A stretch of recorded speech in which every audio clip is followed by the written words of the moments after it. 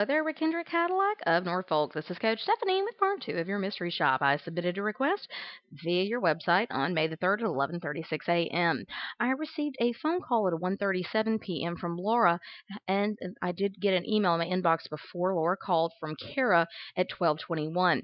Be sure that you call the customer in less than 15 minutes. Grab control of the call and use the script so that you can schedule an appointment and get them to your dealership. Be careful with your verbiage when you're asking for a tentative time. Remember that you want to choice them into the appointment, not force them into it.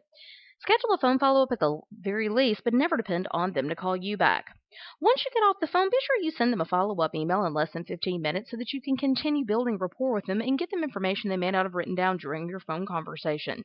The email should have an attention-grabbing subject line. You want to thank the customer for their time on the phone. Be sure to confirm next steps and remind them of whatever you agreed to during your phone conversation. Give them a value statement about your dealership. Be sure it's free of spelling and grammatical errors and that it has a complete signature file. Once you get off the phone, it's important to get that email out just to make sure that the customer has all the information that you discussed. And also, like I said, it gives you an opportunity to continue building that rapport. But since I did not get an email from you, I did grade the one that Kara sent. Just keep in mind when you're sending an email before you've spoken to the customer, there's certain things that you want to be sure that you do. First thing being is that you want to be sure your subject line is clear, not only what it's about, but who it's from. You also want to be sure that you give information on the exact vehicle that the customer had inquired on.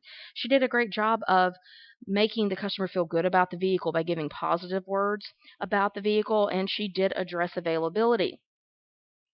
The email is free of spelling and grammatical errors. However, it does not have a complete signature file because there's no link to the website and there's no link to her email address. So you want to be sure that that information is in there as well.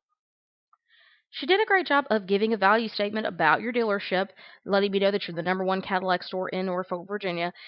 Just be sure that you give a value statement in the phone call as well. Keep in mind, we want to be sure that you make your dealership stand apart from the competition because chances are they're probably shopping online and you want to give them some type of information that makes your dealership stand apart from the competition because they probably are looking at multiple dealerships.